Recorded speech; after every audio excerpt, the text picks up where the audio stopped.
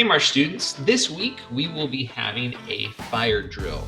And these fire drills, alongside some of the other drills that we will have over the course of the school year, are designed in order for us to understand what it takes to be safe in times of an emergency.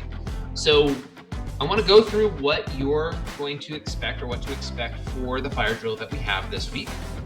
Go over what would happen in the event that it wasn't an actual drill and you heard the alarm. And then also look at an evacuation map in order to make sure if by chance there is a fire drill and if by chance we need to evacuate, where in general we can expect to go. So what to expect during the drill. And again, you're going to see this happen sometime later on this week. Check with your teacher as far as what day and what period it'll be. During the drill, you're going to see an alert that's going to flash across the screen or on the clock that you have in each of your classrooms. And it's just going to say this is only a drill. And this is just to remind everyone that a drill is happening, number one, but then also anyone that was unaware that a drill is happening, not to freak them out when they hear the fire alarm. The fire alarm is going to sound for a few minutes or a few seconds. And as it is sounding, what we are doing in the main office is checking to make sure that the systems are working, making sure that we can silence them and all those other things that we need to do in the office. So you'll hear it for a few seconds and then it'll go off. And during the entire drill, you're going to stay in the classroom and classroom procedures will continue as normal. We're not evacuating the classrooms. We're not going to be taking roll outside the classrooms. It's just a mechanism for us to make sure that the alarms are working just fine.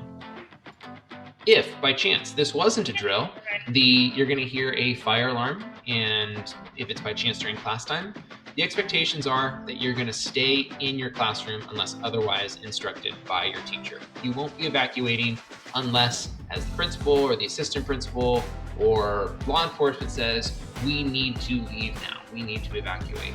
So if it wasn't a drill and you hear the alarm and you're in class, you're just going to stay in your classroom and wait for instructions from your teacher. Sometimes you might hear an alarm during lunch or during break and you're outside of your classroom, or maybe you are in the bathroom, let's say, and the fire alarm goes off. If that's the case, you are out and class time is going on, just return back to your classroom. But if it's during break or if it's during lunch and you're outside the classroom, just listen to the campus supervisors, listen to administrators, the adults that are out on the campus, for them to advise you on where you need to go if you need to move from your current spot. And if you are asked to evacuate, please walk to the evacuation point. Do not run. As far as the evacuation points that we have on campus, they're located where these red lines end. So if you're over here in the S wing and you are asked to evacuate, and again, you won't be doing that during a drill, but if you're asked to evacuate, you would just go out to the grassy area here. Same thing for the A wing, main office up here. The B wing is going into this general grassy area here. C, D, and library are going to be in the NPR area or the Wi-Fi area. The gym is going to evacuate out into the grassy area over here. NPR and E-wing are going to go into the grassy area over by the portables, and the portables will evacuate out to the basketball courts. In general, the rule of thumb is get to open space if by chance there is the threat of fire in your building. If there's no threat of fire in your building, you don't need to move. And again, the adults that are on the campus will direct you as necessary. So if we need to evacuate, if by any chance we need to evacuate, following the Gatorway is going to be the way to go. Be responsible, walk with a purpose to the evacuation spot, and encourage those around you to move out as well. Be respectful, don't scream, don't yell, and be kind to others around you and help out those who might need it.